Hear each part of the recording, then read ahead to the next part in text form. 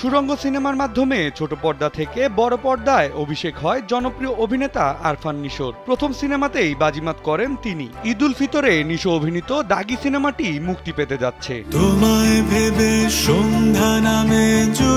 সিনেমার টাইটেল ট্র্যাকে কণ্ঠ দিয়ে আলোচনায় উঠে এসেছেন নিশো। ২৬ মার্চ রাতে প্রকাশিত হয় সিনেমাটির টাইটেল ট্র্যাক, যেখানে নিশোর কণ্ঠ ভিন্ন মাত্রা যোগ করেছে। গানটি সম্পর্কে জানা যায়, হঠাৎই গানটি নিয়ে প্ল্যান হয়। এমনকি প্রথমে নিশো নিজেও জানতেন না যে তিনি গানটি গাইবেন।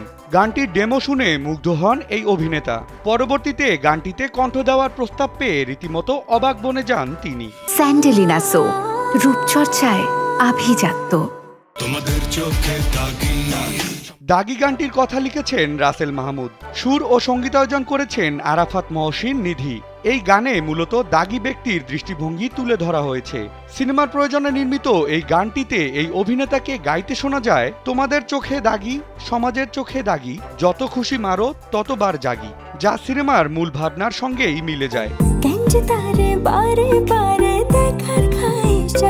গানটি বিষয়ে নিশো জানান, তিনি এর আগে নাটকের জন্য কিছু লাইন গেয়েছিলেন, তবে সিনেমার জন্য এভাবে গান গাওয়াটা একদম নতুন অভিজ্ঞতা। যদিও গান নিয়ে তার কিছু অভিজ্ঞতা আছে, তবুও তিনি এটিকে অভিনয়ের অংশ হিসেবেই নিয়েছেন। নিশো বলেন, গায়ক হিসেবে গানটি গাইনি, বরং স্বাভাবিকভাবে চরিত্রের উপযোগী করেই গানটি গাওয়ার চেষ্টা করেছি।